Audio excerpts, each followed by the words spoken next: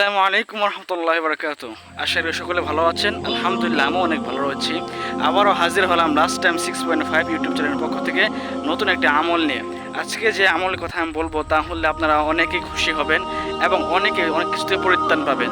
আর আমলটির শিরোনাম হচ্ছে আমরা কীভাবে জিন ভূত, এক কথা শয়তান মানে জিন ভূত, এসব থেকে আমরা কীভাবে রক্ষা পাবো।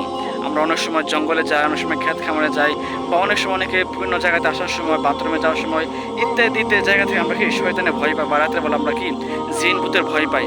তো আজকে আমি যে আমলের কথা বলবো, সে আমল যদি আপনি করেন তাহলে অবশ্যই রব্বুল আলামিন আপনাকে জিন ভূত ইত্যাদি যা কিছু আছে রব্বুল আলামিন আপনাকে হেফাজত করবেন। দোয়াটি একেবারে সহজ এবং দোয়াটি আপনি সকাল ও সন্ধ্যা পড়বেন।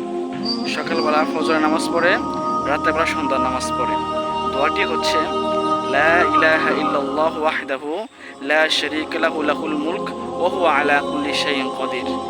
দোয়াটা কিন্তু একেবারে সহজ এবং দোয়াটা আমরা অনেকেও পড়ি কিন্তু জানি না এর ফায়দা কি। দোয়াটি আবু দাউদ শরীফের 5038 নম্বর হাদিসে বর্ণনা করা হয়েছে। যদি কারো সন্দেহ হয় তাহলে অবশ্যই দেখে নিতে পারেন। এবং শুধু এটাই নয়, আল্লাহ রাব্বুল আলামিন আপনাকে এই দোয়া, আল্লাহ রাব্বুল আলামিন আপনাকে জিন ভূত থেকে হেফাজত করবেন এবং সাথে সাথে আরও অনেক বোনাস রয়েছে।